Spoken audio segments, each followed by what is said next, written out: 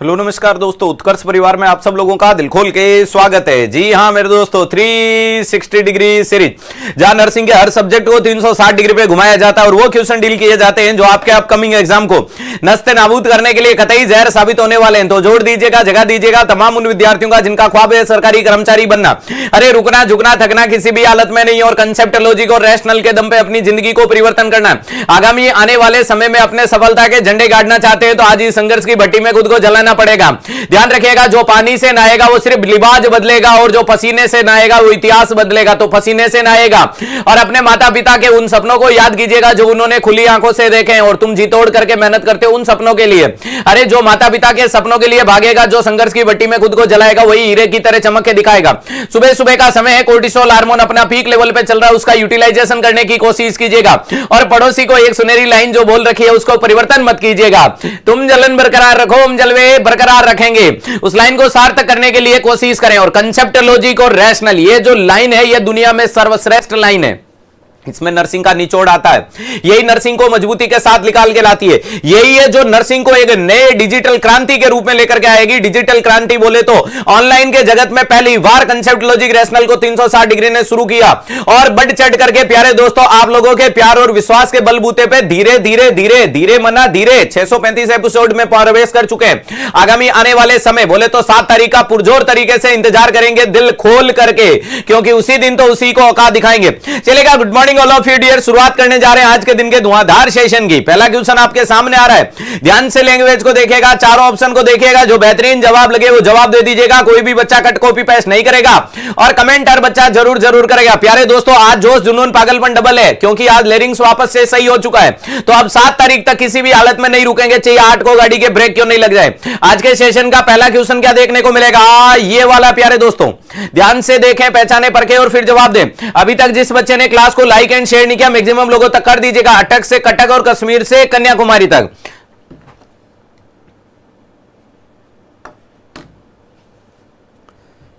बहुत आसान और बहुत पेटेंट क्वेश्चन है।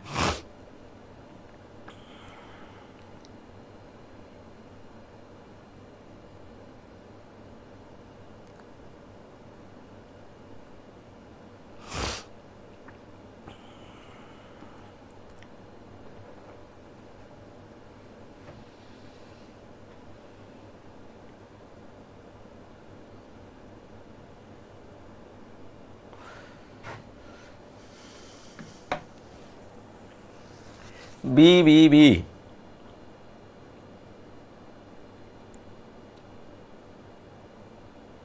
चलो पढ़ते हैं सवाल को कि सवाल आखिरकार कहना क्या चाहता है। सवाल कह रहा है the nurse is a caring for a client following a mastectomy. Mastectomy का मतलब रिमूवल ऑफ ब्रेस्ट। मास्टेक्टमी का मतलब क्या देखने को मिलता है प्यारे दोस्तों, रिमूवल ऑफ ब्रेस्ट। अरे रिमूवल ऑफ ब्रेस्ट, ब्रेस्ट को रिमूव कर दिया। अरे क्या देखने को मिलता है, रिमूवल ऑफ ब्रेस्ट, यानी मरीज में ब्रेस्ट को रिमूव कर दिया है। ठीक है साहब, नेक्स्ट देखने को मिला विच nursing intervention would assist in the preventing A lymph oedema. अरे भैया जी लिम्फ एडिमा को प्रिवेंट करना चाहते हो ऑफ द अफेक्टेड आर्म। जिस साइड के हाथ से ब्रेस्ट को निकाला उस साइड में लिम्फ एडिमा को प्रिवेंट करना चाहते हैं। तो अगर मोटे मोटे रूप में बताऊं तो प्यारे दोस्तों आपके सामने ऐसा कोई मरीज देखने को मिला होगा। हाँ ये कोई मरीज देखने को मिला होगा जिसमें ये अपन ब्रेस्ट मान लेते हैं। मान लीजिएगा आप ब्रेस्ट की सर्जरी की जाती है तो आपको पता है उसके सराउंडिंग जो भी लिम्फ नोड होते हैं उनको साथ में निकाला जाता है, दैट इज कॉल्ड रेडिकल मास्टेक्टमी। ध्यान रखिएगा, जिसे अपन क्या बोलते हैं, वो कैंसर के मरीज में की जाने वाली सर्जरी का नाम होता है रेडिकल मास्टेक्टमी। क्या की जाती है, रेडिकल मास्टेक्टमी की जाती है। वेरी इंपॉर्टेंट चीज है। अरे कौन सी सर्जरी करोगे सर, रेडिकल मास्टेक्टमी की जाती है। वेरी इंपॉर्टेंट चीज है। रेडिकल मास्टेक्टमी का मतलब रिमूव, अरे क्या बोलोगे, एंटायर ब्रेस्ट। ध्यान रखिएगा इसमें क्या क्या रिमूव कर रहे हो, एंटायर ब्रेस्ट विथ अरे लिम्फ नोड, साथ में पाया गया सराउंडिंग लिम्फ नोड को भी साथ में निकाल देना। ध्यान रखिएगा साथ में पाए गए लिम्फ नोड को भी साथ में निकाल देना, रेडिकल मास्टेक्टमी कहलाती है। क्यों, because most common site of metastasis is a lymph node. Near by lymph node में सबसे ज्यादा कैंसर घुसता है, तो जब उसको भी निकाल देंगे तो यहां का जो अंदर का जो सिक्रेशन वगैरह होता है, ध्यान रखिएगा अंदर का जो थर्ड कंपार्टमेंट में घूमने वाला फ्लूइड देखने को मिलेगा, यह जो सिक्रेशंस देखने को मिलेंगे। क्या अब उन सिक्रेशन को कोई ले जाने वाला प्राणी आपको यहां नजर आएगा? नहीं आएगा। और जब वो नजर आएगा नहीं तो वो फ्लूइड वहां एक्यूमुलेटेड होना शुरू हो जाएगा और उस मरीज में उस हाथ से निकलने, अरे उस मरीज के अंदर यहां से जो इस हाथ में क्या देखने को मिलता है, यहां के लिम्फ नोड निकाल दिए तो इसके सराउंडिंग भी मरीज को क्या देखने को मिलती है? स्वेलिंग देखने को मिलती है। और ये एडिमा कुछ ऐसा नजर आने लगा क्या प्यारे दोस्तों? ध्यान रखिएगा, ऐसा ऐसा आपको एडिमा देखने को मिलेगा मरीज के ब्रेस्ट के सराउंडिंग। अरे मरीज के ब्रेस्ट के सराउंडिंग ऐसा कुछ आपको एडिमा डेवलप होता हुआ नजर आएगा। क्लियर है? तो इस चीज को कैसे प्रिवेंट करें? तो पाथवे को कैरी ऑन करने के लिए मरीज के अफेक्टेड हैंड को क्या करो? Above the level of heart रखो। वेरी इंपॉर्टेंट चीज है कि hand should be place above the level of heart. ध्यान रखिएगा, यहां आप सीधा सीधा क्या बोल सकते हो? Hand place in post of या in post operative above the level of heart.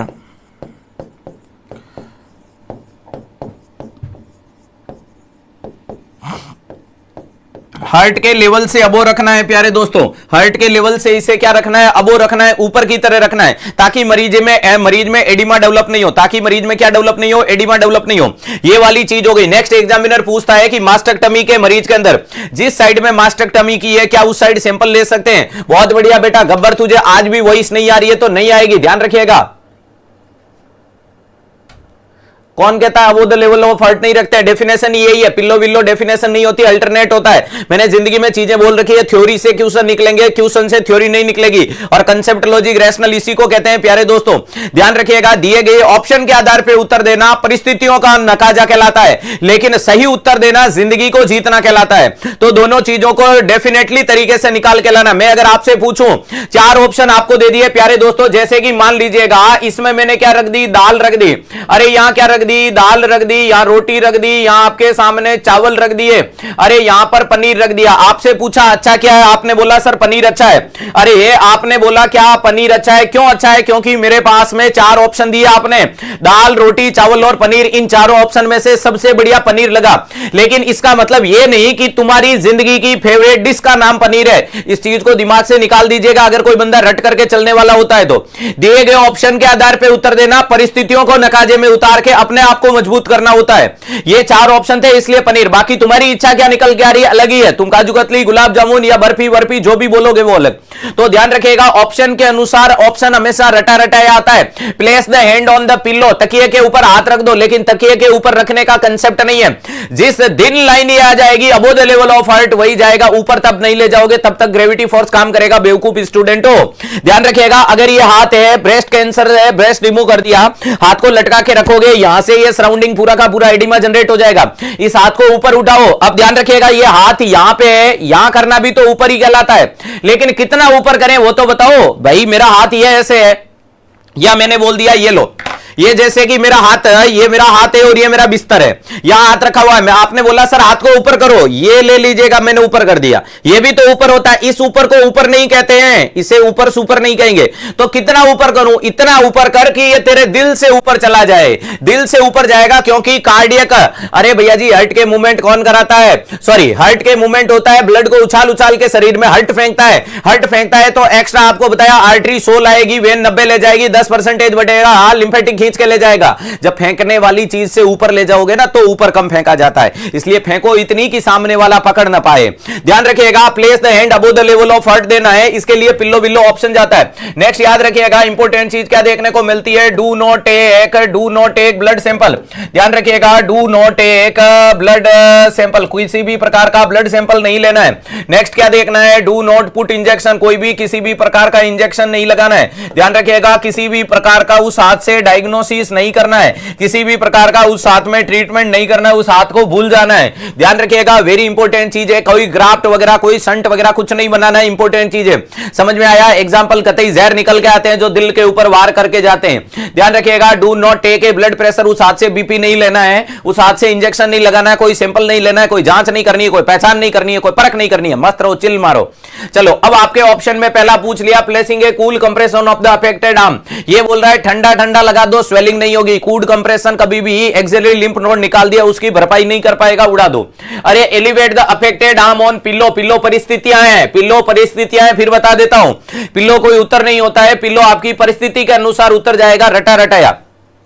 Avoiding a arm exercise in the immediate post operative period, अरे पोस्ट ऑप के मरीज में एक्सरसाइज कराओगे, मूवमेंट होगा, अरे पोस्ट ऑप में मूवमेंट नहीं करवाया जाता है, टाइम ड्यूरेशन के साथ में करवाते हैं, जिसमें ध्यान रखिएगा सबसे पहले दी जाती है प्यारे दोस्तों, सबसे पहले मरीज के अंदर क्या करते हैं, हाथ को, हाथ के मूवमेंट कराते हैं, फिंगर मूवमेंट कराते हैं, फिंगर मूवमेंट के बाद में दीवार पे ऊपर चढ़ाने का काम करते हैं, फिर कॉमिंग तक पहुंचता है, सबसे पहले स्क्वीज करता है। सबसे पहले आपको इमोजी वाली बॉल देखी होगी, जो छोटे छोटे गोलगप्पे बोले तो टुटू खेलता रहता है, इमोजी वाली बॉल को पकड़ाओगे, रू से बोलोगे इसको बंद करते रहे, अंगुलियों के मूवमेंट होंगे, जब अंगुलियों के मूवमेंट हो जाते हैं तो then give a instruction to patient, अरे forward movement of hand above the level of your head, धीरे धीरे दीवार के ऊपर क्या करना है, वॉक करना है, हाथ को चलाना है, खुद को नहीं चलना है, गिर जाओगे।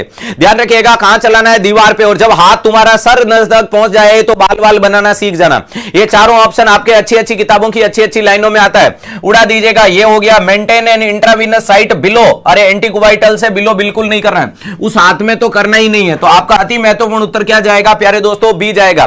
ब्रेस्ट कैंसर की ड्रग ऑफ चॉइस क्या देखने को मिलती है, तो ध्यान रखिएगा ब्रेस्ट कैंसर की ड्रग ऑफ चॉइस का नाम है टेमोक्सिफेन सिट्रोएड, टेमोक्सिफेन सिट्रेट, ध्यान रखिएगा टेमोक्सिफेन सिट्रेट देखने को मिलती है। और ये जो टेमोक्सिफेन सिट्रेट प्यारे दोस्तों दवाई देखने को मिलती है, ये कौन से ग्रुप से आती है, एस्ट्रोजन रिसेप्टर मॉड्यूलेटर। ये वाली जो दवाई देखने को मिलती है प्यारे दोस्तों एस्ट्रोजन रिसेप्टर मॉड्यूलेटर वाली, इसके साथ में किसके लेवल को देखना है, तो याद रखिएगा कैल्शियम के लेवल को जरूर जरूर मॉनिटर करना है, क्योंकि हाइपरकैल्सीमिया कराती है, और जब हाइपरकैल्सीमिया को बचाने के लिए मरीज को हमेशा क्या बोलना है, इंक्रीज, अरे मरीज को हमेशा क्या बोलना है, इंक्रीज फ्लूइड, मरीज को हमेशा बोलना है फ्लूइड को बढ़ा दो, अरे मरीज को हमेशा बोलना है पानी ज्यादा पीना है, क्लियर है, ध्यान रखिएगा। तो पहले क्वेश्चन का खटाक से आंसर गया है बी। नेक्स्ट सवाल आपके सामने ये,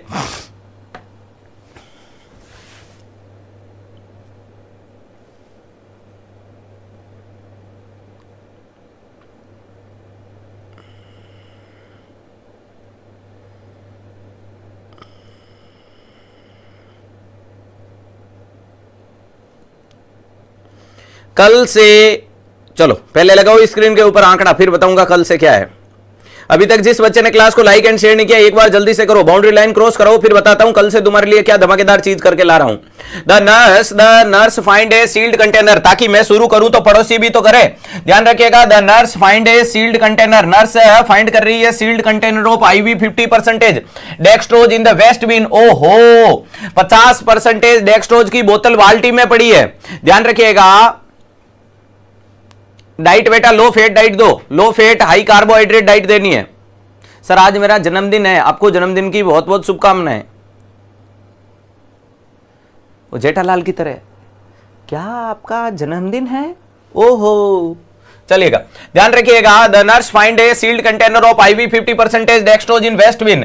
अरे on the nursing unit the nurse should, और नर्स क्या करेगी, अगर आपने 50% डेक्सट्रोज की बोतल बाल्टी में देखी है, 50% वाली बाल्टी में देखी है, तो क्या करना चाहिए। पहला बोल रहा है कि leave it where found and notified risk management, जहां पड़ी है पड़ी रहने दो, और जो रिस्क वाले उनको बता दो। दूसरा बोल दिया सेंड इट टू फार्मेसी, इसको फार्मेसी को भेजो। तीसरा बोल रहा है अरे भैया जी फाइल एन इंसिडेंट रिपोर्ट, इसकी इंसिडेंट रिपोर्ट लिखो।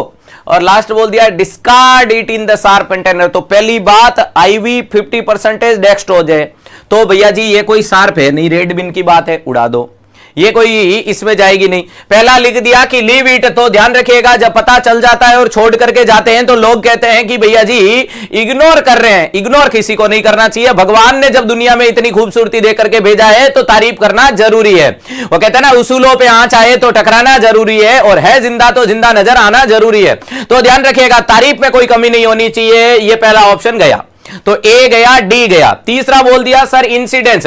प्यारे दोस्तों डेक्सट्रोज 50% की बोतल बाल्टी में गिर गई, इसमें क्या इंसिडेंस है। अरे लोग तो मकानों से गिर जाते हैं, अरे कोई तो जिंदगी से गिर जाता है और कोई नजरों से गिर जाता है, लोग कहीं से भी गिरते रहते हैं, इंसिडेंस नहीं है। तो सर मुझे क्या करना चाहिए, जहां से आया जहां न पहुंचे रवि वहां पहुंचे कवि, भेज दो वापस में फार्मेसी में। Right answer B.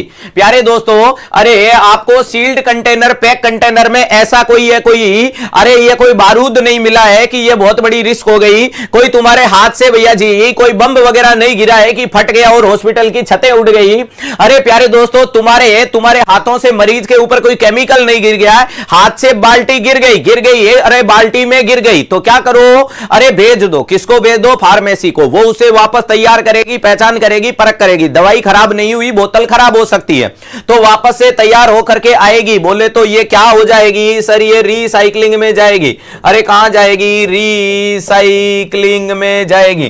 कहां जाएगी? रिसाइकलिंग में जाएगी। समझ पा रहे हो ना मुन्ना? आसान सा क्वेश्चन था, थोड़ा सा दिमाग के तार हिला दिए। आंकड़ा नहीं अटकना चाहिए। तूफानों से आंख मिलाओ, सैलाबों पर वार करो, मल्लाहों का चक्कर छोड़ो, तिरकर दरिया पार करो। आंकड़ा क्रॉस करते ही जो चीज बोलूंगा कसम से तुम्हारे दिल से वाह और आ दोनों निकलेगी और तुम बोलोगे 360 degree is much more sufficient for all nursing competitive exam.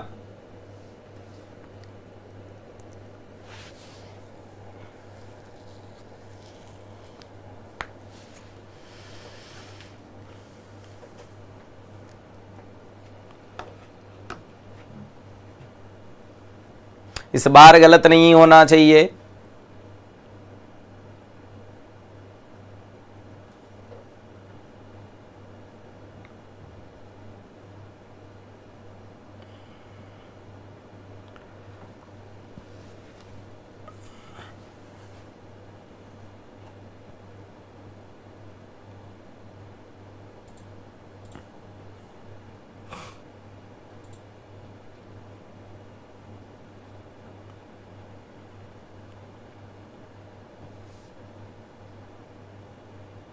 Thank you dear. क्या बात है, कमेंट बॉक्स में दिलों की बौछार कर दी आज तुमने। सीधा वार दिल के पार। एक बार अब तू जिंदगी भर मत हार। क्वेश्चन ने पूछा है कि एक child is the urinary track infection. अरे यूरिनरी ट्रैक इन्फेक्शन से नॉर्सेट के मॉर्निंग शिफ्ट का क्वेश्चन याद आया। अभी 360 डिग्री ने एक दिन एक क्वेश्चन पढ़ाया था, जांच लिखवाई थी शॉर्ट फॉर्म और किसी ने फुल फॉर्म लिख के बताई थी। मैंने सुना है नॉर्सेट के अंदर इस बार पूछा था कि मरीज के यूरिथ्रा के इंस्पेक्टर की जांच कौन सी की जाती है। क्या ऐसा कोई सवाल आया था मुन्ना जो 360 डिग्री ने पहली बार 360 डिग्री ने बताया था और एकदम नवाचार के नाम पे क्वेश्चन आया था। अरे ध्यान रखिएगा, कुछ बताया क्या? मिक्चुरेशन सिस्टो यूरिथ्रोग्राफी, ऐसी कोई जांच आई क्या दो यूरिथ्रा के इंस्पेक्टर? अरे किसी ने यूं करके जू जू जू जू जू जू जू जू जू जू जू ऐसी करके एक जांच लिखी थी MCU। अरे मिक्चुरेशन सिस्टो यूरिथ्रोग्राम यानी यहां से जाकर के पीछे के इंस्पेक्टर की जांच करना। मेरे सुनने में आया है मॉर्निंग शिफ्ट ने इस बार धुआंधार छाप करके पूछ लिया और बेचारे ने शॉर्ट फॉर्म नहीं फुल फॉर्म लिखी थी। बोर्ड से जिसने मिलान किया, दिमाग के तार लगाया, कंसेप्ट लॉजिक रैशनल को जीत गया। कहीं कहीं दिल मनी मंद मुस्कान भी आई होगी और जिन्होंने नहीं पढ़ा उनको हवा भी नहीं लगी होगी। फिर वो कुछ भी कर सकते हैं, सिस्टोस्कोपी कर दो, यूरिथ्रोस्कोपी कर दो। कई लोग तो डायरेक्ट विजुअलाइजेशन भी कर सकते हैं। ऐसा नहीं होता है, इसीलिए बोला जाता है मेरे द्वारा, वो कहते हैं ना मेरे बात में मजाक होती है लेकिन मेरी बात हर बात मेरी मजाक नहीं होती है। इस चीज को गांठ बांध के लिख लेना। 360 डिग्री से जो नोट्स निकलते हैं वो मच मोर सफिशिएंट होते हैं। चाइल्ड को यूरिनरी ट्रैक इन्फेक्शन है। यूरिनरी ट्रैक का मतलब भैया जी यूरिने के पाथवे का क्या हो गया? इन्फेक्शन हो गया। चलेगा and is being treated with antibiotic, जरूर उसको एंटीबायोटिक चल रही है, ठीक है। अरे the nurse should instruct the parent to report which of the following, और माता पिता कौन सी चीज को रिपोर्ट? प्यारे दोस्तों इंक्रीज यूरिन आउटपुट। अगर यूरिन आउटपुट ज्यादा होता तो इन्फेक्शन नहीं होता। अगर यूरिन आउटपुट ज्यादा देखने को मिलता तो इन्फेक्शन नहीं होता। क्या नहीं होता? इन्फेक्शन। यूरिन आउटपुट, या अगर प्यारे दोस्तों अगर किसी भी व्यक्ति ने, अब जो तुमने किया वो एक अलग बात है लेकिन मैंने मेरी बात रख दी और उम्मीद नहीं पूर्ण विश्वास है अगर ऑप्शन में था तो वही सही जाएगा। चलेगा, ध्यान रखिएगा मैंने यहां क्या बोला है कि जब भी मरीज को यूरिनरी ट्रैक का इंफॉर्मेशन हो जाए, ध्यान रखिएगा गुप्ता जी लाइक वाला आंकड़ा अटक रहा है, दोनों बाउंड्री लाइन क्रॉस करो। ध्यान रखिएगा यूरिन आउटपुट बढ़ जाता है तो ये इन्फेक्शन को डिक्रीज करता है। ये तो आपके क्या करेगा? इन्फेक्शन को, ये तो इन्फेक्शन को डिक्रीज करता है प्यारे दोस्तों, ये तो इन्फेक्शन को क्या करता है? डिक्रीज करता है। तो ये तो गलत है, लॉस ऑफ एपेटाइट। तो यूरिनरी ट्रैक इन्फेक्शन के कारण बहुत ज्यादा मरीज को लॉस ऑफ एपेटाइट, ये तो बात कोई मजेदार नहीं है। जॉन्डिस इसका कोई रोल नहीं है। और यहां देखने को मिलता है फीवर। अरे यहां क्या देखने को मिलता है? फीवर देखने को मिलता है, वेरी इंपॉर्टेंट चीज है, ध्यान रखिएगा, देश और दुनिया के तमाम इन्फेक्शन में फीवर आता है ड्यू टू कंपनसेटरी मैकेनिज्म। वो है शरीर के अंदर क्या देखने को मिलता है, मेटाबॉलिज्म बढ़ेगी, और मेटाबॉलिज्म बढ़ेगी तो शरीर गर्म हो जाएगा। इन्फेक्शन के मरीज में क्या देखने को मिलता है, इन्फेक्शन के मरीज में शरीर की क्या बढ़ जाती है, मेटाबॉलिज्म, क्या बढ़ जाती है, मेटाबॉलिज्म। और जब मरीज में मेटाबॉलिज्म होता है तो बॉडी टेम्परेचर अपने आप मरीज का क्या देखने को मिलता है, सर मरीज का बॉडी टेम्परेचर इंक्रीज होता है, और मरीज का बॉडी टेम्परेचर इंक्रीज होना ही क्या कहलाता है, ये मेटाबॉलिज्म वाली कंडीशन को इंडिकेट करके जाता है। ध्यान रखो सर, हिंदी में क्यों सुन लो बेटा, दुनिया चांद पे पहुंच गई और तुम अभी तक कहां रह रहे हो, नॉरसेट को तूफान की तरह देखना चाहते हो तो खुद को और ज्यादा मजबूत करो, हिंदी में कहां जाना है। ध्यान रखिएगा, राइट आंसर यहां क्या चला जाएगा, डी। सर इस मरीज के यूटीआई को प्रिवेंट करने के लिए क्या है, हाइजीन मेंटेन करनी है। अरे भैया जी, मॉइस्ट चीजों को, मॉइस्चर को, नमीनेस को खत्म करना है। ध्यान रखिएगा, लूज क्लोथ्स का इस मरीज को बोलना है यूज करना है, इस मरीज को बोलना है अपने इंक्रीज फ्लूइड इंटेक को बढ़ाना है। नेक्स्ट, इसके अंदर कौन से ग्रुप की दवाई दी जाती है, कमेंट करके बताओ कौन से नाम की दवाई दोगे इस मरीज के लिए। ध्यान रखिएगा, जल्दी से जवाब दे दो, मजा आ जाना चाहिए, जल्दी से जवाब दो, इस मरीज को कौन सी दवाई देना चाहते हो।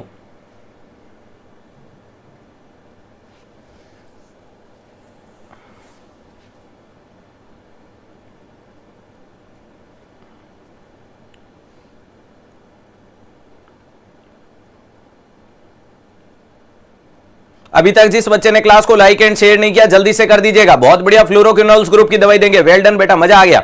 अरे ध्यान रखिएगा, कौन सा ग्रुप देंगे, ये तो याद रखिएगा, फ्लोरोक्विनोनोल्स, फ्यूरोक्विनोनोल्स नाम का ग्रुप देंगे जिसके पीछे CIN लिखा होता है। अरे जैसे कि जेंटामाइसिन, अमीकासिन। अरे ध्यान रखिएगा, इंपॉर्टेंट चीज क्या देखने को मिलता है, ऑफ्लॉक्सोसिन दे सकते हो, नॉरफ्लॉक्सोसिन दे सकते हो। अरे नॉरफ्लॉक्सोसिन देख सकते हो, ऑफ्लॉक्सोसिन दे सकते हो। बुखार आएगा, बुखार की चिंता नहीं करें, बुखार आना कॉमन है।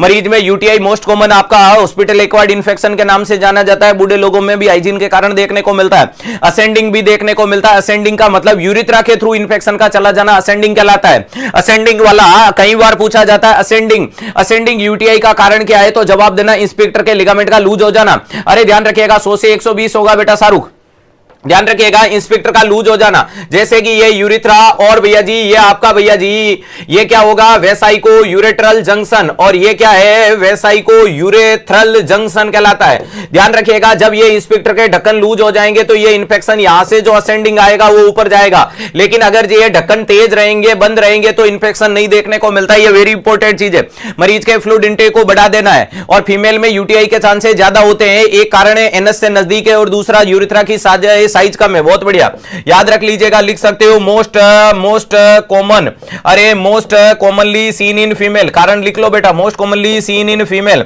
फीमेल में कारण क्या देखने को मिलता है, अरे फीमेल में कारण क्या देखने को मिलता है, वेरी इंपॉर्टेंट चीज है, तो लिख सकते हो due to short urethra, due to short size of urethra. Next लिख सकते हो स्ट्रेट यूरिथ्रा।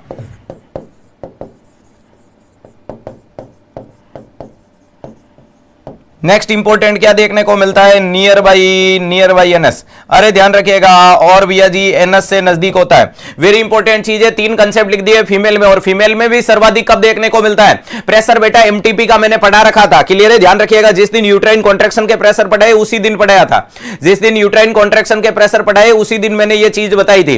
ध्यान रखिएगा, यहां मैंने क्या बोल दिया, यूरिथ्रा की साइज छोटी है, यूरिथ्रा स्ट्रेट होता है, मेल में एस शेप होता है, फीमेल में स्ट्रेट होता है।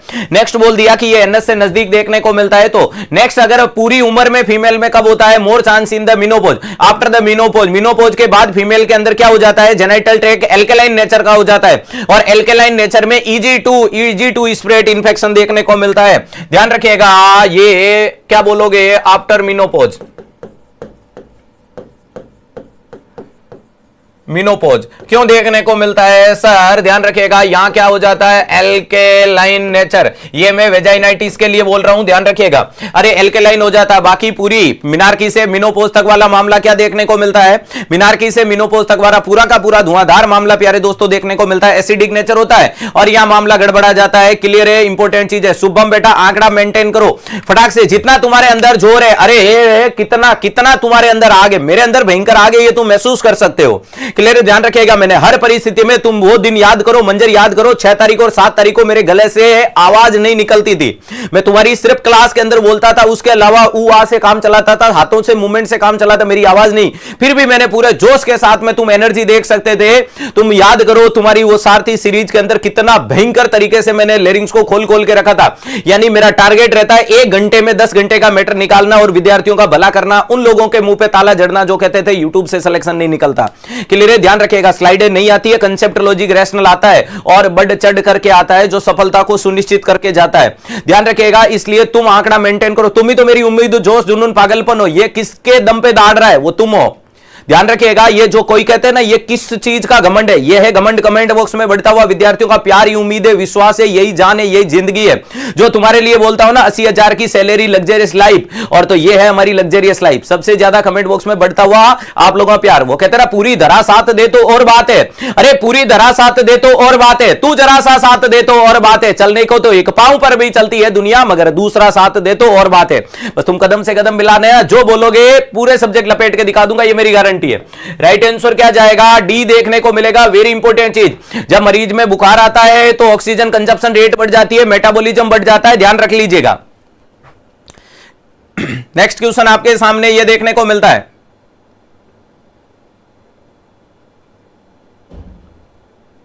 सेनाइल वेजाइटिस। बहुत बढ़िया। सेनाइल ने मतलब बुढ़ापे में, बुढ़ापे बोले तो आफ्टर मेनोपॉज।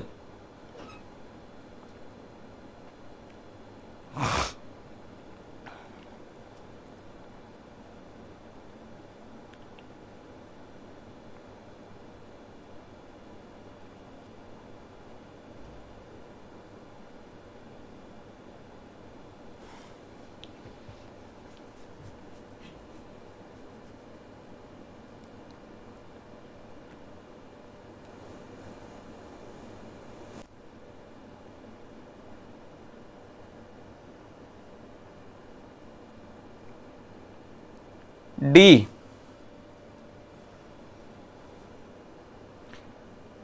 लगा स्क्रीन के ऊपर एक और बेहतरीन आंकड़ा।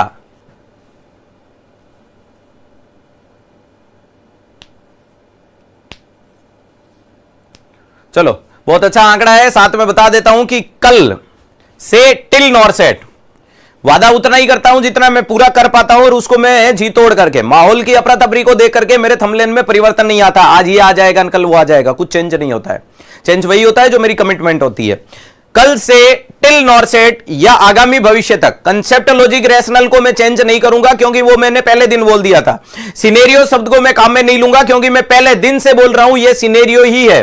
कल से तुम्हारे नॉरसेट तक तुम्हारे 360 डिग्री में वो तमाम क्वेश्चन आएंगे जिनके अंदर लैंग्वेज क्रिएट की जाएगी जैसा कि तुम्हारा नॉरसेट देता है। डेमो के रूप में अगर मैं बोलूं तो हर एक क्वेश्चन तुम्हारे सामने आएगा। A patient come with the emergency department with the bleeding from the radial artery injury during the assessment JR doctor assess the radial artery rupture in initial phase the doctor will the compress the radial artery next intervention should be implement by the JR and assist by the nursing supervision.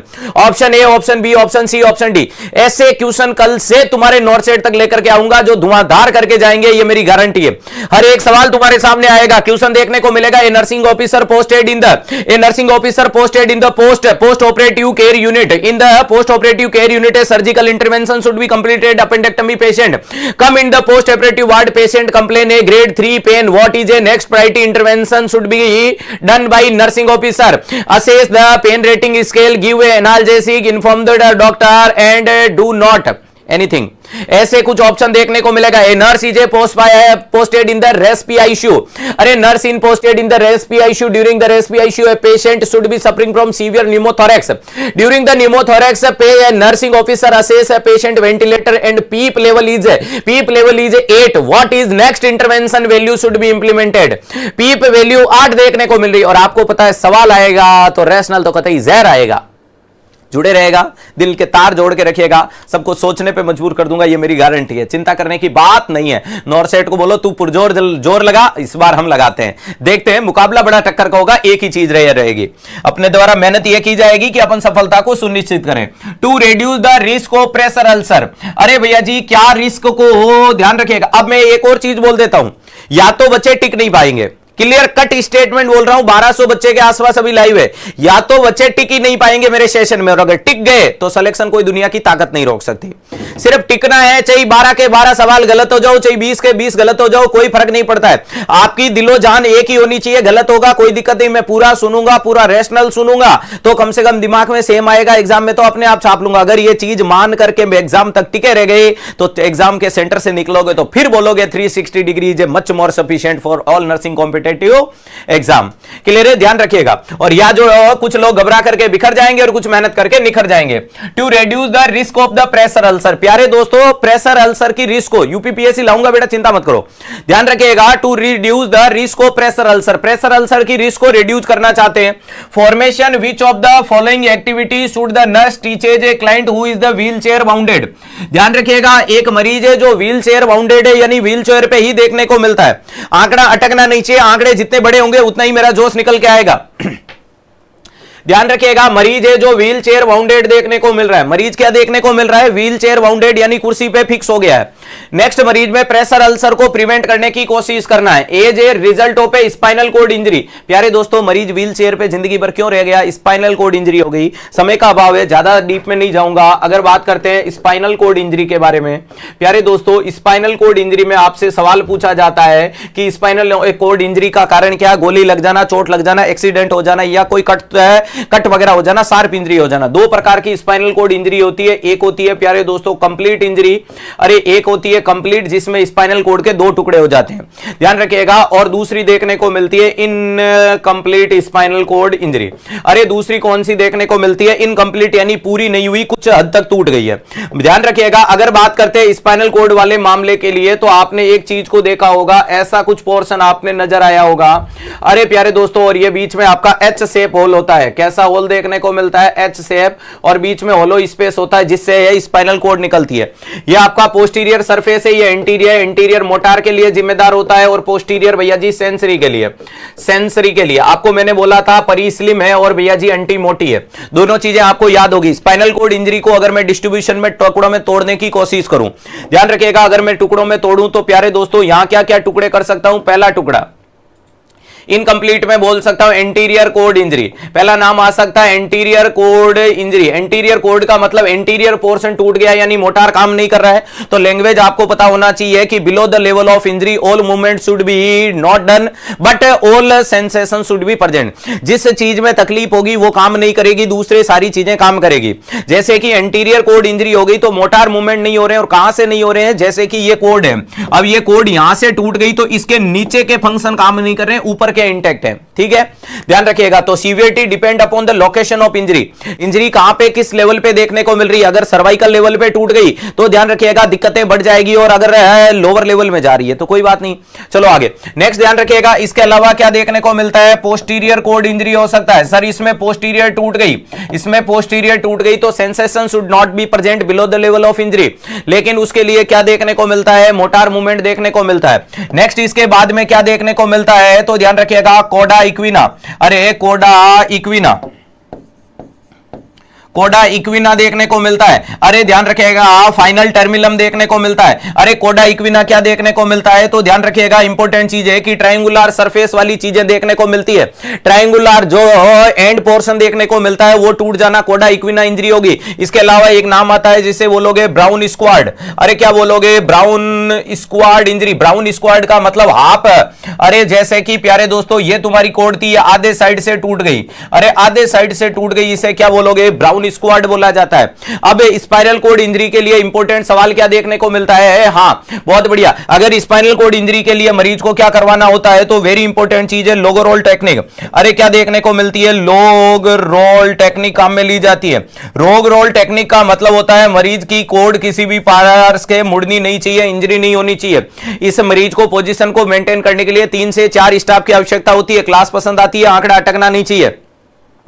तुम्हारी जिम्मेदारी होनी चाहिए कि अपने आप मेरे दिल से आ और वाह दोनों निकले। ध्यान रखिएगा, इंपॉर्टेंट चीज है, लॉग रोल का मतलब मरीज को पूरे पोस्चर को घुमाओ, 3 से 4 नर्स, एक हैंड को होल्ड करेगी, दूसरा बॉडी को घुमाएगी, तीसरा लेग वो पकड़ेगी, चौथा होगा रोटेट करने में मदद करेगा। लॉग रोल टेक्निक को मेंटेन करना है। स्पाइनल कॉर्ड इंजरी के आधार पर मरीज के अंदर सीवियर कॉम्प्लिकेशन वाली सारी चीजें आती है।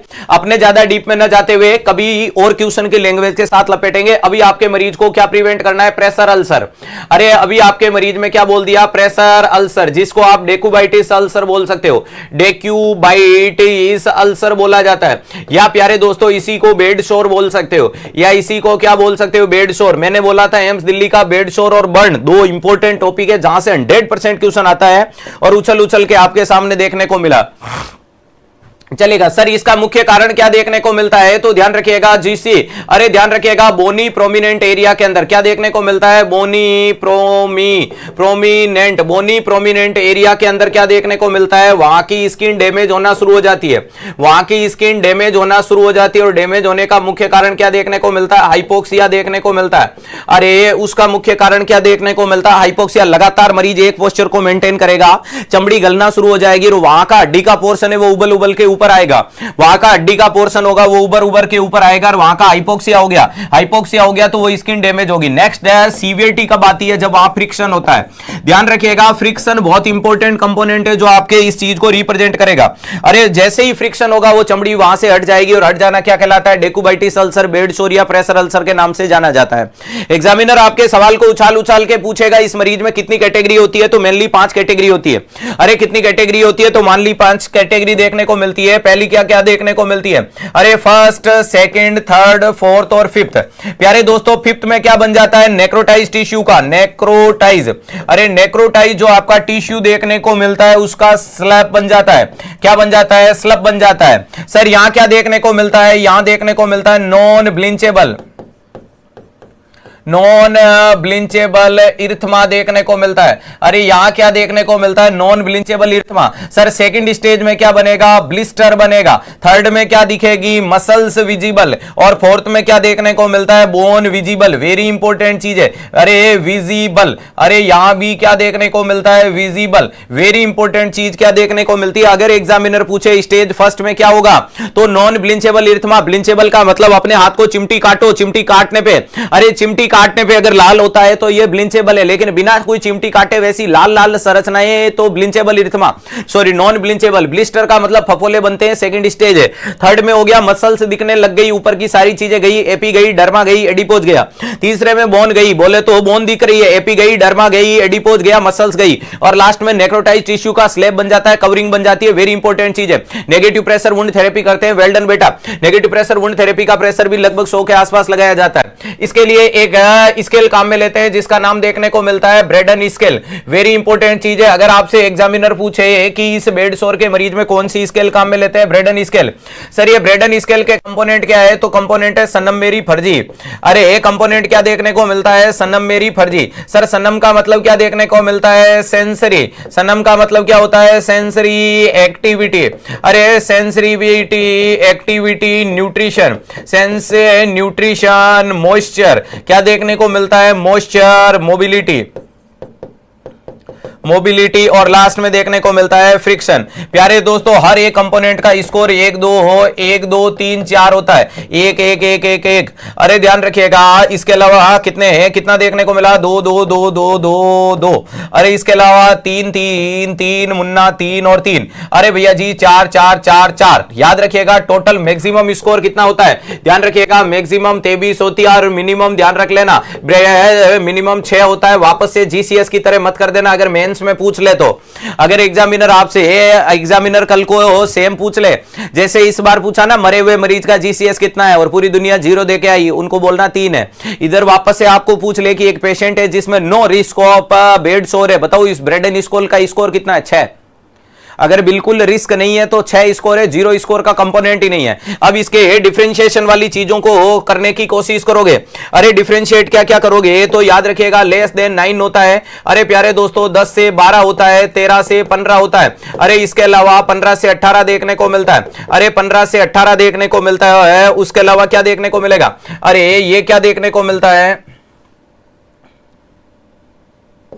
More than 23। अरे ध्यान रखिएगा 18 से 23 वाला, यहां क्या बोल दोगे अगर आपसे बोल दे ये किसके बारे में बताता है, रिस्क के बारे में बताता है। अरे किसके बारे में बताएगा, ये रिस्क के बारे में बताएगा, किसकी जानकारी देगा, रिस्क के बारे में जानकारी देगा। बहुत बढ़िया, ध्यान रखिएगा अगर कंपोनेंट 19 से 23 देखने को मिला तो आप बोलोगे नो रिस्क है। इसके अलावा प्यारे दोस्तों अरे 15 से 18 बोल दिया माइल्ड रिस्क देखने को मिलेगी, अगर आपने 13 से 15 बोल दिया मॉडरेट रिस्क देखने को मिलती है, अगर प्यारे दोस्तों आपने 10 से 12 बोल दिया तो ध्यान रखिएगा आपके अंदर सीवियर है, और लेस देन 9 में वेरी सीवियर है। तो ध्यान रखिएगा यहां क्या बोल दिया सीवियर, और यहां क्या लिख दिया very severe.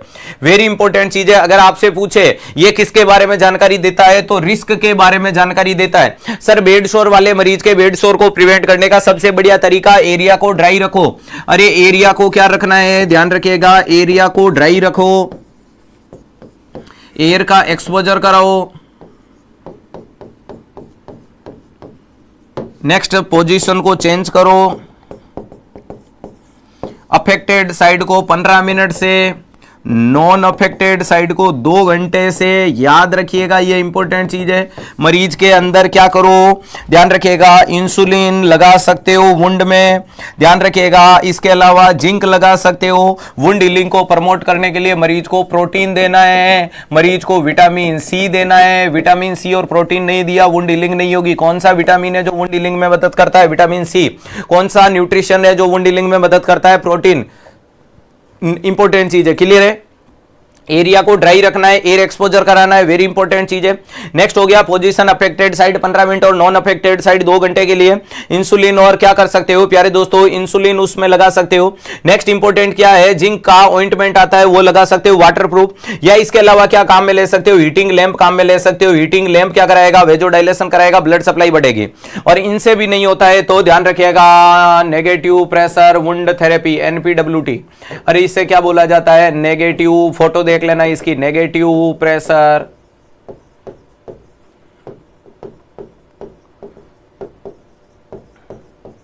Negative pressure wound therapy दी जाती है, जिसको प्यारे दोस्तों हफ्ते हफ्ते से चेंज की जाती है। ध्यान रखिएगा 7 दिनों से चेंज करनी पड़ेगी, वेरी इंपॉर्टेंट चीज है। फिर अगर फिर भी वुंड ठीक नहीं होगा तो आगे ग्राफ्टिंग जैसी कुछ चीजें देखने को मिलती है। अरे उसके बाद में ग्राफ्टिंग जैसी कुछ चीजें देखने को मिलती है। हीटिंग लैब के लिए डिस्टेंस मेंटेन कीजिएगा।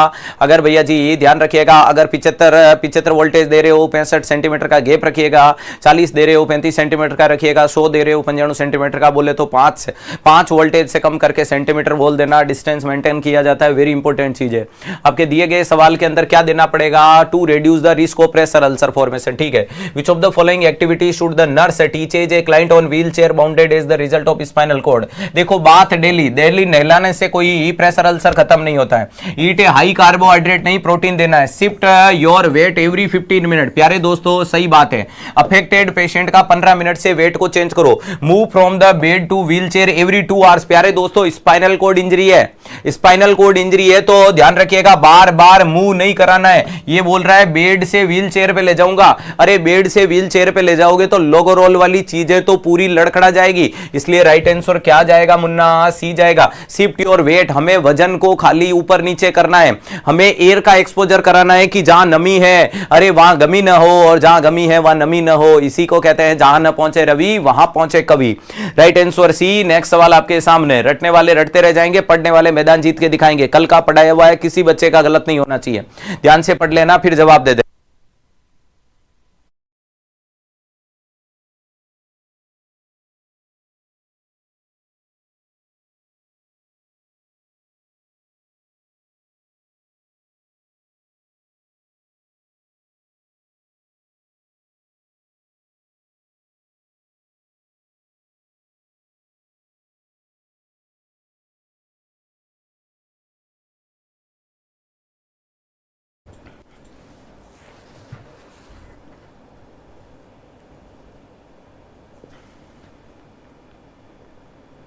क्वेश्चन ने पूछा है प्यारे दोस्तों रीहाइड्रेशन, अरे रीहाइड्रेशन थेरेपी बताओ। 2 साल का बच्चा है जो सीवियरली डिहाइड्रेटेड है, 2 चीजें मिल गई जो हमें चाहिए थी। सीवियरली डिहाइड्रेटेड का मतलब हो गया WHO के अनुसार प्लान कौन सा काम आएगा सर? प्लान काम आएगा सी। अरे प्लान सी आएगा, और प्लान सी में 2 चीजें पढ़ाई थी। अरे लेस देन 2 ईयर पढ़ाया था, हाँ सर, और मोर देन 2 ईयर पढ़ाया था। वेल डन बेटा। मोर देन 2 ईयर में प्लान होता है 3 घंटे का। अरे कितने घंटे का देखने को मिलता है? 3 घंटे का देखने को मिलता है। होता है या नहीं होता है? होता है। और भैया जी लेस देन 2 ईयर वाले में कितना देखने को मिलता है? 6 घंटे का प्लान होता है। 6 घंटे में कितना था? 2 घंटे। 6 घंटे में कितना था? 2 घंटे के लिए लोडिंग डोज चलेगा, और भैया जी अगले 4 घंटे के लिए मेंटेनेंस डोज दिया जाता है। क्या ये बात सही थी? हाँ, यहां आपने बोला था 30 ml पर केजी के अनुसार ये देंगे, और 70 ml पर केजी के अनुसार ये देंगे। प्यारे दोस्तों 2 साल से बड़ा है तो 3 घंटे वाला मामला चलेगा। अरे 2 या 2 से बड़ा, 2 या 2 से बड़ा और वो 2 से कम। प्यारे दोस्तों इसके अंदर क्या देखने को मिलता है? लोडिंग डोज चलेगा 30 ml पर केजी, 30 ml पर केजी के अनुसार देना है। और भैया जी इसमें मैं मेंटेनेंस डोज 70 ml पर केजी, 70 ml पर केजी वाला मामला चलेगा। मेंटेनेंस डोज में ये आपको बता दिया था। प्लान ए के अंदर बोला था 2 साल से कम, 2 से 10 और 10 से ऊपर, जिसमें भैया जी ORS दे रहे थे। ये प्लान सी आपके सामने बताया था। अब 2 साल का बच्चा है तो 30 ml 1 वाला चलेगा नहीं। अरे 30 ml 30 minute and 70 ml 2.5 hours. Right answer क्या जाएगा? बी। अरे राइट आंसर क्या देखने को मिलता है प्यारे दोस्तों? बी चला जाएगा। सी 20 ml नहीं देंगे और 75 ml नहीं दिया जाता। राइट आंसर क्या चला जाएगा? अरे 75 ml की जगह तो ये 70 ml पर KG in the 4 hours maintenance dose है। मेंटेनेंस डोज देखने को मिलती है। प्लान ए और बी बेटा कल के सेशन में पढ़ाए थे। अरे प्लान ए काम में लिया जाता है माइल्ड डिहाइड्रेशन वाले मरीज के लिए। अरे जिसमें आपको क्या बताया था? ORS पिलाना है। ORS कितना है? 2 से 10 और 10 से ऊपर। ध्यान रखिएगा यहां कितना बोला? 500 ml ORS पिला दो, यहां कितना बोला? 1000 ml पिला दो, और यहां कितना बोला? 1500 ml पिला दो बेटा। ऐसा बोला था प्लान ए। इसके अलावा बोला था प्लान बी। प्लान बी किसके लिए बोला था? मॉडरेट डिहाइड्रेशन वाले मरीज के लिए। मॉडरेट के लिए क्या बोला? लेस देन 3 मंथ, 4 से 11 महीना, 12 से लेकर के 23 महीना, 24 महीने से लेकर के 4 साल। अरे भैया जी 4 साल से लेकर के 14 साल, और मोर देन 15 ईयर वाला ही चीज बोली थी। 15 या 15 से कम। यहां बोला था 200 से 400 ml मुन्ना, यहां बोला था 400 से 600 ml, 600 ml यहां बोला था प्यारे दोस्तों। 600 से 800 ml यहां बोला था। 800 से 1200 ml, 800 से 1200 ml यहां बोला था प्यारे दोस्तों। 1200 से 2200 ml, 1200 से 2200 ml, और यहां बोला था मोर देन 2200 ml।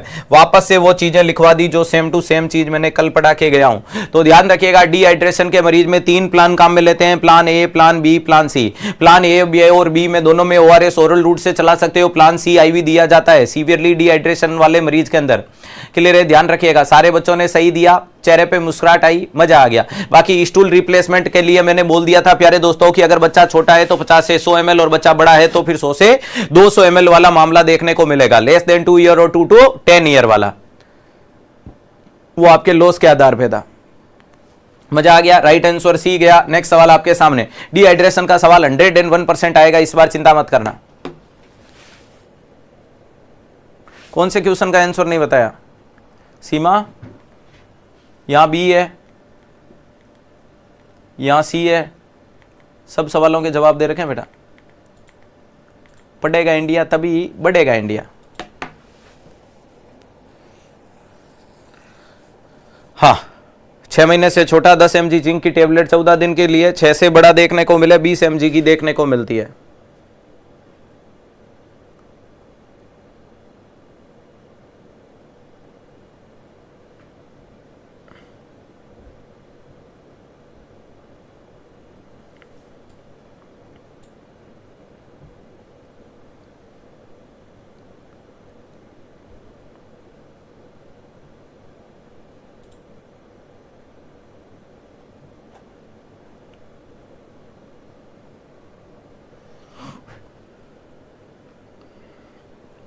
रीहाइड्रेशन का मतलब शरीर में वापस से पानी देना, और डिहाइड्रेशन का मतलब शरीर में पानी की कमी आ जाना। हाइड्रेशन वर्ड वाटर से लिया गया है। री का मतलब वापस से रिवर्ट करना, डी का मतलब डिक्रीज करना, जिसे डिहाइड्रेशन को हिंदी में निर्जलीकरण बोल सकते हो। सर क्वेश्चन सही होते तो अच्छा लगता है, सही बात है।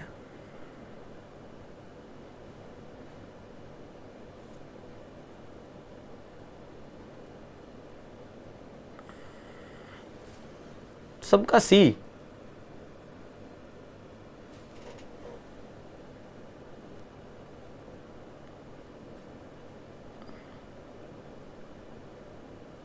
दया कुछ तो गड़बड़ है।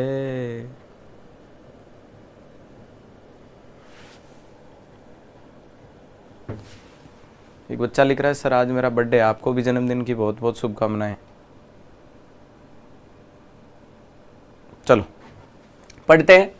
After a child return from the post anaesthetic care unit, एक बच्चा है जो पोस्ट एनेस्थेटिक केयर यूनिट से आया है आफ्टर ए सर्जरी। हमें भी पता है वहां ऑपरेशन ही होता है, शादी नहीं होती है। Which of the following should the nurse assess first, nurse सबसे पहले क्या देखेगी? तो हमेशा पहली चीज एयरवे। अरे बेटा एक चीज मुझे फिर याद आई, मैंने सुना है एडवांस ट्रोमेटिक लाइफ सपोर्ट एटीएलएस। एटीएलएस में ई की फुल फॉर्म पूछ ली आपके नॉर्सेट ने सेकंड शिफ्ट में, क्या मैं सही हूं? एक दिन किसी ने लिखवाई थी A B C D E और उसने ई की फुल फॉर्म पूछ ली, वाह मजा आ गया। अरे सही बोला या नहीं बोला मुन्ना? बोला था। एक दिन एडवांस ट्रोमेटिक लाइफ सपोर्ट वाली फैट एम्बोलिज्म के दिन, जिस दिन ग्रड क्राइटेरिया पढ़ाया उससे पहले 2-3 दिन पहले एक दिन क्वेश्चन लाया, उसमें बताया था कि फैट एम्बोलिज्म कब होता है और मरीज में हेमरेजिक कंडीशन कब होती है। और हेमरेजिक कंडीशन वाली चीज के अंदर बताया था कि मरीज में कितने से ज्यादा फ्लूइड लॉस हो जाएगा तो हेमरेजिक शॉक बोला जाता है। और हेमरेजिक शॉक वाले दिन सारी की सारी चीज छाप के बताई थी। अरे उस दिन लिखा था एटीएलएस और बोला था नॉर्सेट पूछ सकता है। अरे उस दिन A B C D E ऐसे करके किसी ने लिखे थे। फिर मैंने बोला जीएफ आपकी दुनिया में नहीं है, ऐसा बोल के यहां लाइन को रोका था। शब्दों के प्रभाव को प्रक्रिया में उतारा जाता है और जो बोले जाते हैं इसीलिए बोला जाता है शब्द ब्रह्म होते हैं। अरे शब्द क्या होते हैं? ब्रह्म होते हैं। क्लियर है? ध्यान रखिएगा, इसलिए हर एक शब्द को पकड़े कौन सा कब छप के आ जाएगा। वाह बेटा, सीएचओ की पॉइंट आ चुका है, जिसका काम है हंसना मुस्कुराना। बहुत बढ़िया। मॉर्निंग में फैट एम्बोलिज्म आया, इवनिंग में हेमरेजिक आया। मतलब एक ही स्लाइड से 2 क्वेश्चन आ गए दोनों शिफ्ट में। और क्या लोगे? बच्चे की जान लोगे? नहीं लोगे ना, तो आ जाओ इधर। चलो वेरी इंपॉर्टेंट चीज है, आपसे बोला है कि मरीज में क्या देखेंगे, तो सबसे पहले पोस्ट ऑप में देखा जाता है एयरवे। सबसे पहली प्रायोरिटी क्या होती है प्यारे दोस्तों? एयरवे। एयरवे के बाद में हमेशा क्या देखी जाती है? तो एयरवे कंप्लीट होने के बाद प्यारे दोस्तों सर्कुलेशन या surgical site. Surgical site, surgical site के बाद हमेशा क्या देखना चाहिए? तो मरीज के अंदर सर्जिकल साइट के बाद में तीसरे नंबर पे है मरीज के अंदर एयरवे देख लिया, मतलब वाइटल यही चेक हो गए। एयरवे मतलब वाइटल यही हो गए। सर्जिकल साइट के बाद हमें क्या देखना चाहिए? मरीज में ड्रेन वगैरह देखना चाहिए। अरे ड्रेन देखो या मरीज में आईवी लाइन देखो। अगर ड्रेन से भी पहले प्रायोरिटी देनी है तो उसके बाद में आईवी लाइन देखो। आईवी लाइन के बाद मरीज में अगर कोई भी ट्यूबिंग वगैरह देखने को मिलती है, ट्यूबिंग वगैरह देखने को मिलती है वो। नेक्स्ट मरीज में क्या देखो? यूरिन आउटपुट देखो, यूरिन आउटपुट देखना है, वेरी इंपॉर्टेंट चीज है। ये इस प्रकार से आपको प्रायोरिटी रखनी है प्यारे दोस्तों, ये इस प्रकार से आपको चीजें रखनी है। Airway, vital, surgical site, IV line, tubing, airway. वहीं सांस की नली है तो ऊपर प्रायोरिटी दे देना, क्योंकि सांस की गली में कुछ भी दूसरी चीज नहीं आती है। हाँ, सांस की नली में कोई दूसरी गली नहीं आती है। आपसे पूछा है कि आईवी फ्लूइड असेस बाद में देखेंगे, मरीज का दर्द बाद में देखेंगे, सर्जिकल साइट देखेंगे। अरे function of A nasogastric tube बाद में देखेंगे। ट्यूबिंग के फंक्शन सारा चाहिए कोई भी ट्यूबिंग हो, ट्यूबिंग बाद में, सबसे पहले सांस और उसके बाद में सर्जिकल साइट। ध्यान रखिएगा, इंपॉर्टेंट चीज है। करेक्ट आंसर क्या देखने को मिलता है? तो ध्यान रखिएगा, करेक्ट आंसर क्या चला जाएगा? सी। नेक्स्ट सवाल आपके सामने।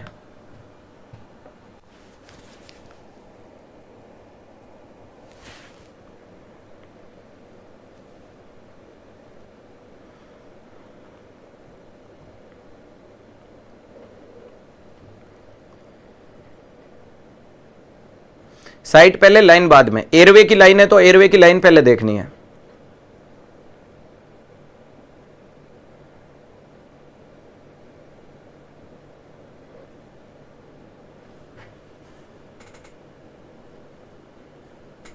क्या बात है Nirmal, thank you so much dear.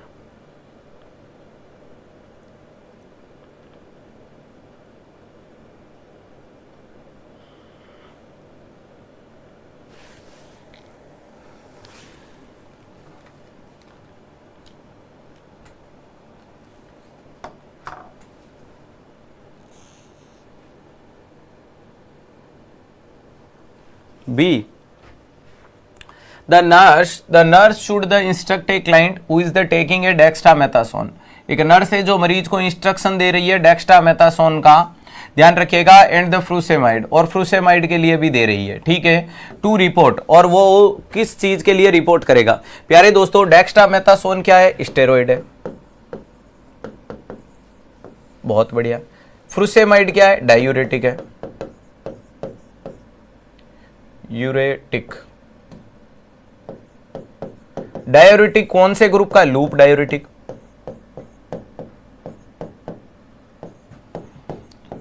Loop diuretic. Next है, मॉर्निंग शिफ्ट में शायद पूछा था कि सबसे ज्यादा वाटर का रीअब्जॉर्प्शन कहां होता है? पीसीटी में, डीसीटी में, कलेक्टिंग डक्ट में। ऐसे कोई सवाल आया क्या? आया था तो चेहरे पे मुस्कुराहट रखते हुए दिया या नहीं दिया? हाँ बेटा, फास्ट पूछा था, फास्ट की फुल फॉर्म भी पूछी थी, चलेगा, ध्यान रखिएगा। तो लूप डायूरेटिक दिया जाता है। सर इसका काम क्या होता है? सर वाटर को एक्सक्रीट कराना, सोडियम को एक्सक्रीट कराना, और पोटेशियम को, इन सब का क्या कराना है? एक्सक्रीशन करता है। कौन करता है प्यारे दोस्तों? जब पानी जाएगा तो सोडियम जाएगा और पोटेशियम को भी बाहर फेंक के जाएगा, ये फ्रूसेमाइड का काम है। स्टेरॉइड के फंक्शन अगर प्यारे दिखाऊं तो ज्यादा डीप में न जाते हुए आपको बोल सकता हूं, स्टेरॉइड आप में मिनरलोकोर्टिकोइड और ग्लूकोकोर्टिकोइड दोनों के फंक्शन बढ़ाता है। मिनरलोकोर्टिकोइड का फंक्शन होता है प्यारे दोस्तों सोडियम और वाटर को रिटेंशन करना, इसका काम होता है सोडियम और वाटर का रिटेंशन करना, ध्यान रखिएगा। अरे इसका काम क्या देखने को मिलता है? कि एक्सक्रीशन कराएगा, चलेगा, ध्यान रखिएगा। इंपॉर्टेंट चीज क्या देखने को मिलता है? ये लो।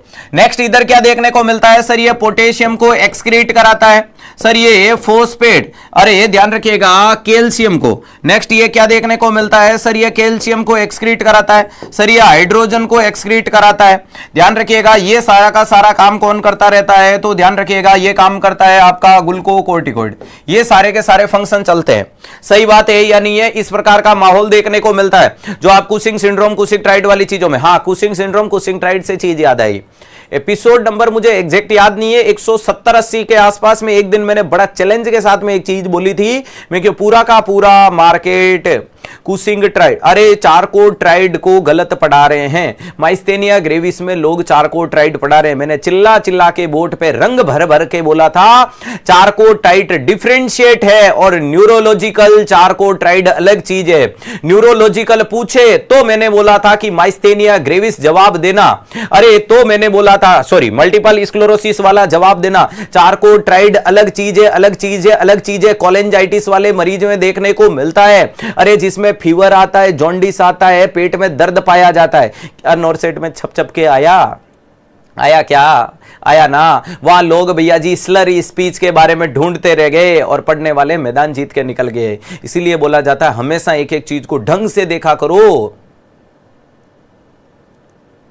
हाँ चारकोट, तो चारकोट सही पढ़ा। हाँ स्कैनिंग स्पीच, स्टीमर और निस्टिकवस को लोग ढूंढते रह गए और वहां ऑप्शन में कुछ दूसरी चीजें आ गई, इसलिए बढ़िया बढ़िया चीजों को उतारो। ध्यान रखिएगा सर यहां पे भी पोटेशियम कम हो रहा है, और ध्यान रखिएगा अगर डायूरेटिक में बात करें तो यहां पर भी पोटेशियम कम हो रहा है। प्यारे दोस्तों दो कॉमन चीज मिल गई कि स्टेरॉइड भी पोटेशियम के लेवल को गिरा रहा है, स्टेरॉइड भी पोटेशियम के लेवल को गिरा रहा है, और भैया जी डायूरेटिक भी पोटेशियम के लेवल को गिरा रहा है। तो कहीं ना कहीं ध्यान रखिएगा इंपॉर्टेंट चीज क्या देखने को मिलती है? आपके सामने मरीज में हाइपोकैलेमिया हो रहा है, आपके इस मरीज में कॉमनली क्या हो रहा है? हाइपोकैलेमिया हो रहा है। और अब आपके शरीर में क्या सिम्टम देखने को मिलेगा?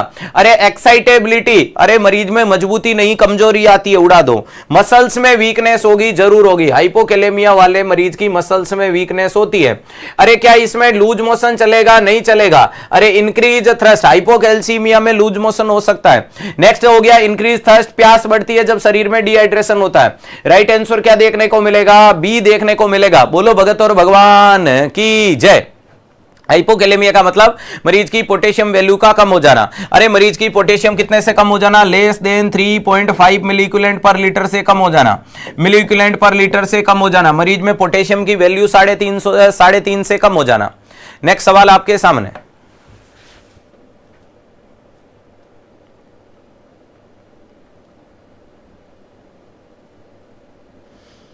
पीसीटी ग्लूकोज के लिए होती है, सही बात है।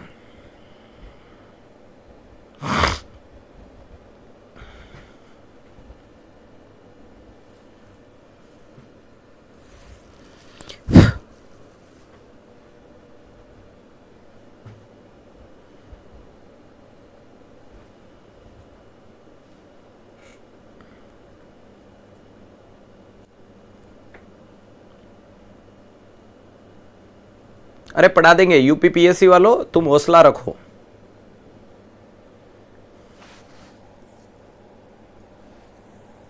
किसमें आएगा मेंटल स्टेटस? सीटी जाएगा, सीटी कलेक्टिंग डक्ट।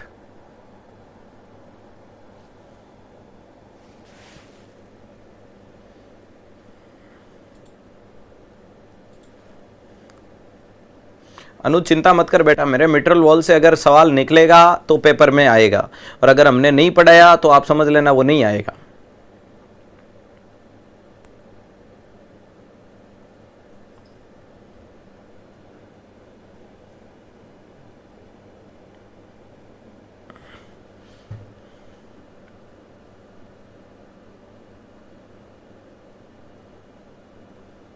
चार कोट में मेंटल नहीं आएगा बेटा, मेंटल कैसे आएगा चार कोट में? ट्राइड का मतलब ही तीन चीजें होती है। आप सबका उत्तर बी जा रहा है, देखते हैं। आपसे पूछा है to protect a client who has a receiving a tissue plasminogen activator. ये वो दवाई है जिसे आप क्या बोलते हो? थ्रोम्बोलाइटिक दवाई बोलते हो। अरे ध्यान रखिएगा, ये वो दवाई है जिसको किस नाम से जाना जाता है? थ्रोम्बोलाइटिक।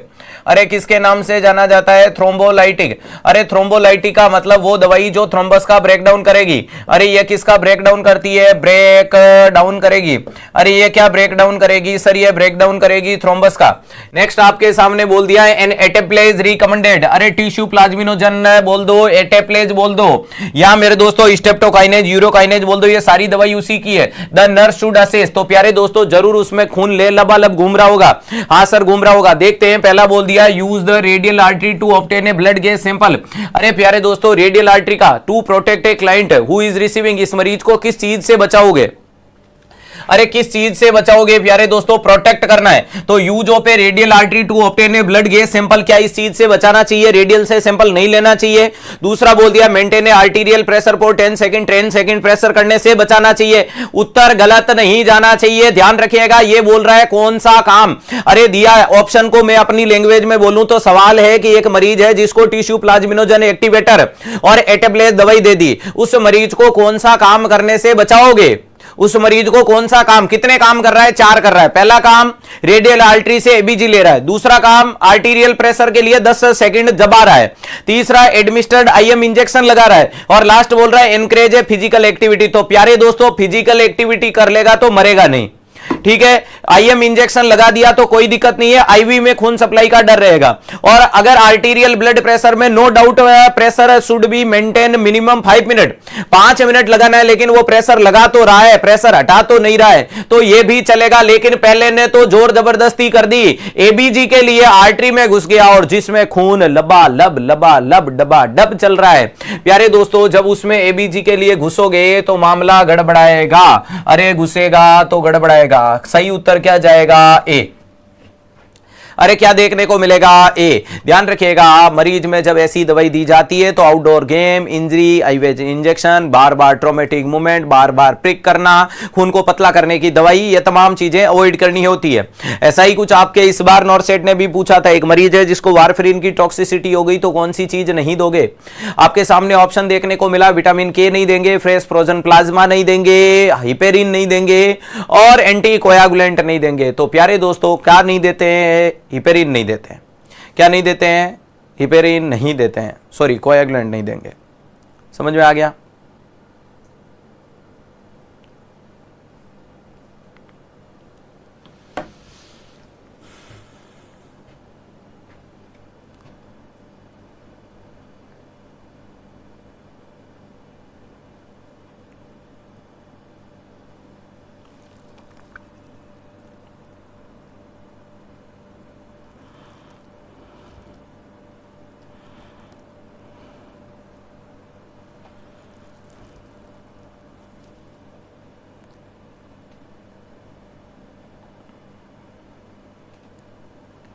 फ्रीज सेंसिटिव बेटा लाइन कल ही बताई थी, ओए में भी पीएचडी था।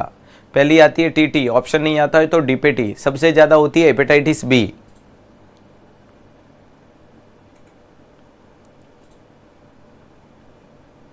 ईसीजी पढ़ा रखी है, इलेक्ट्रोलाइट की सारी ईसीजी पढ़ा रखी है मैंने।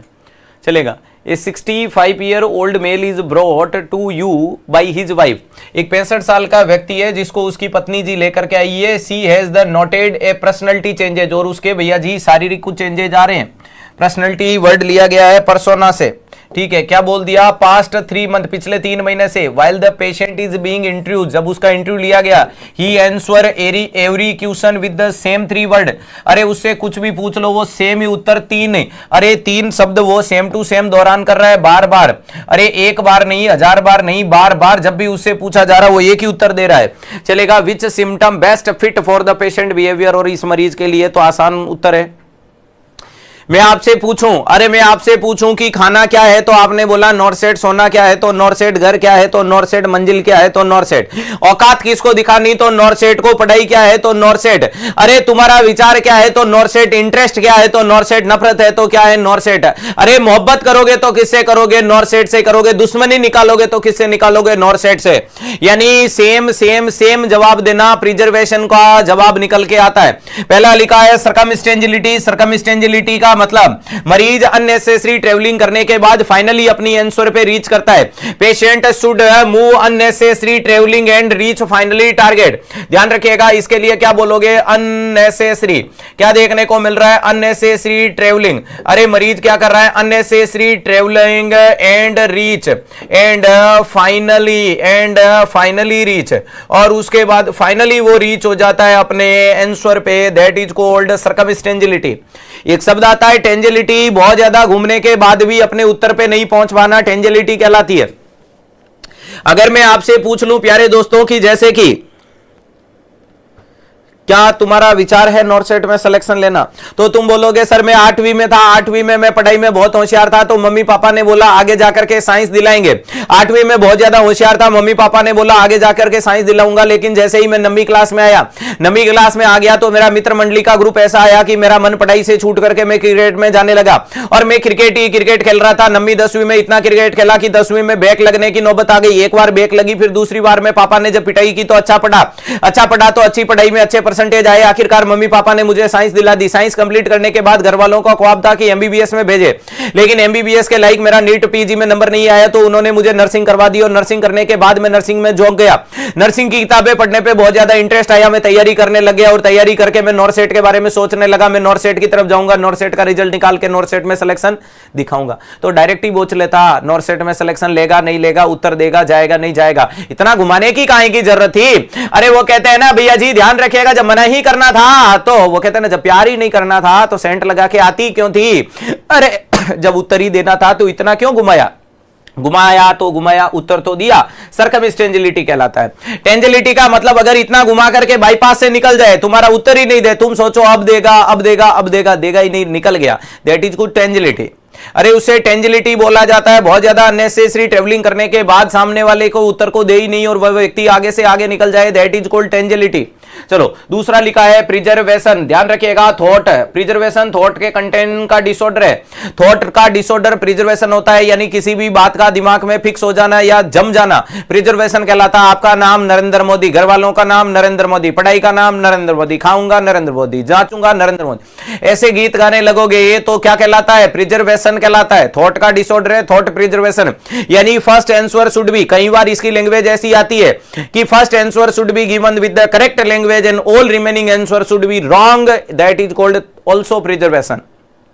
उसे भी प्रिजर्वेशन, जम जाना। तीसरा लिखा है डिल्यूजन। डिल्यूजन का मतलब होता है false fix belief. Delusion is a disorder of thought and thought के कंटेंट लेवल का डिसऑर्डर है।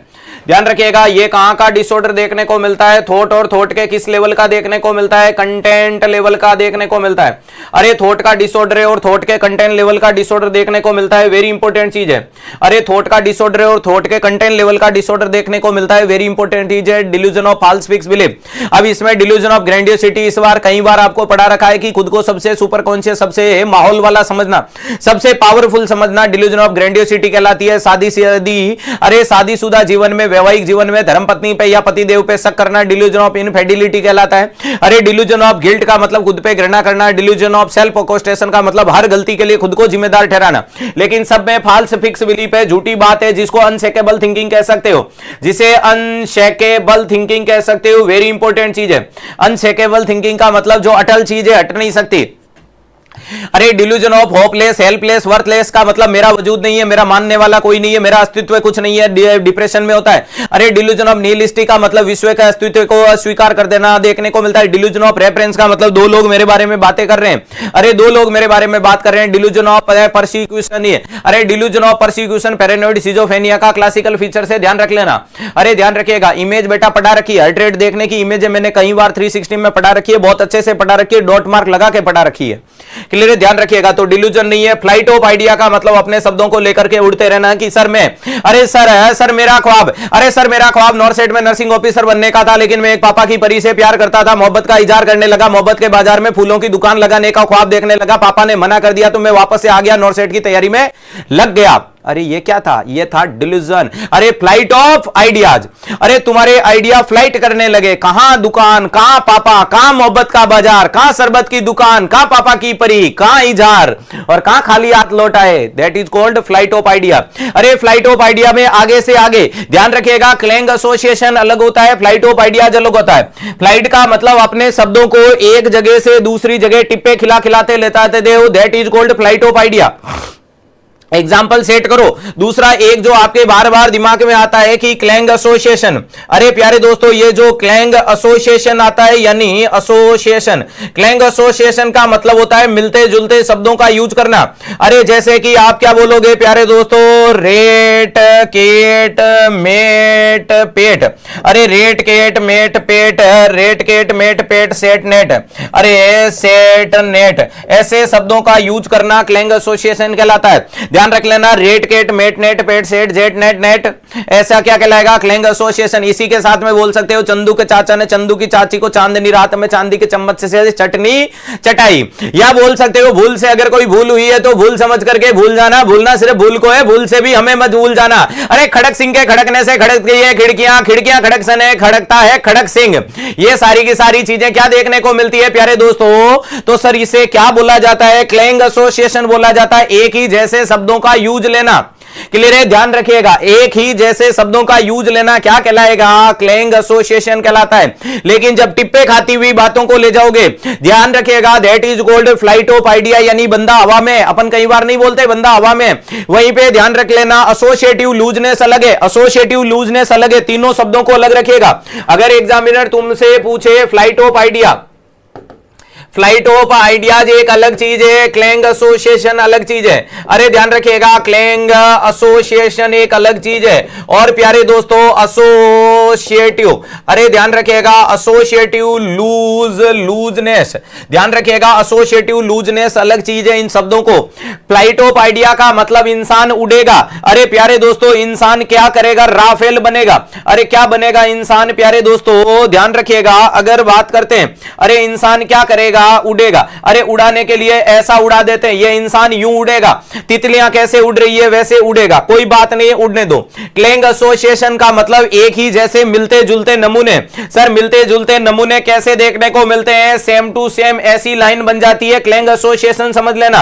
और ध्यान रखिएगा एसोसिएटिव लूजनेस का मतलब, अरे अलग अलग चीजें आएगी, जैसे कि प्यारे दोस्तों एक ये आया, उसके बाद में भैया जी एक ये आया, उसके बाद में एक आपके सामने ये आया, अरे उसके बाद में तुम्हारे सामने एक ये आया, अरे तुम्हारे सामने एक ये वाला आया, एक ये वाला मुंह उतार के आया, अरे एक ये तितली आई, उसके बाद में एक कतली आई, ऐसा माहौल आ जाता है तो समझ लेना ये एसोसिएटिव लूजनेस है। आराम से समझ सकते हो, फ्लाइट ऑफ आइडिया का मतलब यूं गई जू जू जू जू जू जू।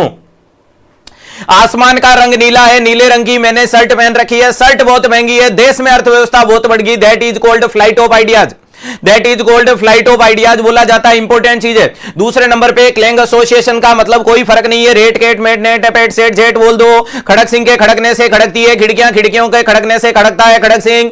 भूल से अगर भूल हुई है तो भूल समझ करके भूल जाना, भूलना सिर्फ भूल को है, भूल से भी हमें मत भूल जाना। चंदू के चाचा ने चंदू की चाची को चांदनी रात में चांदी के चम्मच से चटनी चटाई, ये सारे शब्द क्या है? क्लैंग एसोसिएशन कहलाएगा। लास्ट में लिखा एसोसिएटिव लूजनेस का मतलब हो गया, सर क्रिकेट खेलना मुझे पसंद है, मम्मी ने खाना नहीं दिया, पढ़ाई पढ़ाई में मेरा मन नहीं लगता, नॉर्सेट को फतेह करना चाहता हूं और मैं नींद लेना चाहता हूं। तो कहने का मतलब बात का कोई सामंजस्य नहीं है। अरे मम्मी ने खाना नहीं बनाया, तुम क्रिकेट खेलना चाहते हो, नॉर्सेट फतेह करना चाहते हो और तुम्हें नींद आ रही है, तो यह चीज क्या कहलाती है? एसोसिएटिव लूजनेस, यानी मैं चीजों को कोऑर्डिनेट नहीं कर पा रहा हूं। ध्यान रखिएगा, इंपॉर्टेंट चीज क्या देखने को मिल रहा है? मैं कोऑर्डिनेट नहीं कर पा रहा हूं। ये देखो, बिना कोऑर्डिनेशन की सारी चीजें अलग अलग चीजें आ रही है, हर एक बंदा अलग आ रहा है, ऐसी चीजें देखने को मिल रहा है। मेरे और मेरे भाई के रिश्ते अच्छे हैं, मेरे पढ़ाई में मन नहीं लगता है, मैं रोज क्रिकेट खेलना पसंद करता हूं, आज मैं मार्केट में जाकर के शॉपिंग करूंगा। अरे कहने का मतलब इसका कोई सामंजस्य नहीं है। तुम्हारे और तुम्हारे भाई के रिश्ते अच्छे हैं, तुम पढ़ाई में मन नहीं लगता, मार्केट जाओगे और ये करना चाहते हो, मतलब चीजों में कोई सामंजस्य नहीं बैठना क्या कहलाता है? Associative looseness. तीनों शब्दों को दिमाग में बिठा के रखिएगा और सिलेक्शन को साबित करने की कोशिश कीजिएगा। रटने वाले रटते रह जाएंगे और पढ़ने वाले उत्तर प्रिजर्वेशन देके जाएंगे। इधर टिक टिकी घड़ी ने समय की सीमाओं का समापन के बारे में जानकारी दे दी। तो आज पढ़ाई के अंदर जैसा जोश जुनून पागलपन बरकरार रखा, कल पूरे और ज्यादा जोश के साथ आएगा और नए नए शब्दों के साथ में एग्जामिनर को उसकी औकात दिखाएंगे। क्योंकि दुनिया मुस्कुराती नहीं है और जो मुस्कुराते हैं उनकी जिंदगी खुशनुमा हो जाती है। क्योंकि हंसकर जीना दस्तूर है जिंदगी का, हंसकर जीना दस्तूर है जिंदगी का। बस यही एक किस्सा मशहूर है जिंदगी का, बीता हुआ पल कभी लौटकर नहीं आता, यही सबसे बड़ा कसूर है जिंदगी का। अरे रोने का टाइम कहां है, तुम सिर्फ मुस्कुराओ, ये दुनिया कहे तुम्हें दीवाना पागल आवारा, बस याद रखना ये जिंदगी ना मिलेगी दोबारा। हंसी मुस्कुराहट के साथ में जिंदगी को जिएंगे और जिंदगी जियो तो ऐसी जियो कि मिसाल बन जाए। और जिन लोगों ने तुमसे कहा था कि तुमसे न हो पाएगा, उन्हीं के चेहरे पे ताले झड़ के दिखाओगे अपने सिलेक्शन के नाम के। तो पूरे जोश के साथ में अपने दिल से बोलिएगा, मेरा तो होगा, उसका डेफिनेटली होगा। पढ़ाई के अंदर लग जाएगा। रटना अपनी जिंदगी की बात नहीं है और कंसेप्ट लॉजिक रैशनल अपनी मेन बात है। तो पूरे जोश जुनून के साथ पढ़िएगा। सेशन अच्छा लगा, क्लास कंप्लीट होने के बाद कमेंट बॉक्स में कमेंट जरूर छोड़िएगा। जो मेरे चेहरे पे हंसी लाएगा, मुझे पूरे जोश के साथ में आपके सामने लाएगा। हंसते रहे, मुस्कुराते रहे, पढ़ते रहे, मस्त रहे, बने रहे उत्कर्ष परिवार के साथ और कर दिखाएगा कुछ ऐसा कि दुनिया करना चाहे आपके जैसा। Thank you so much.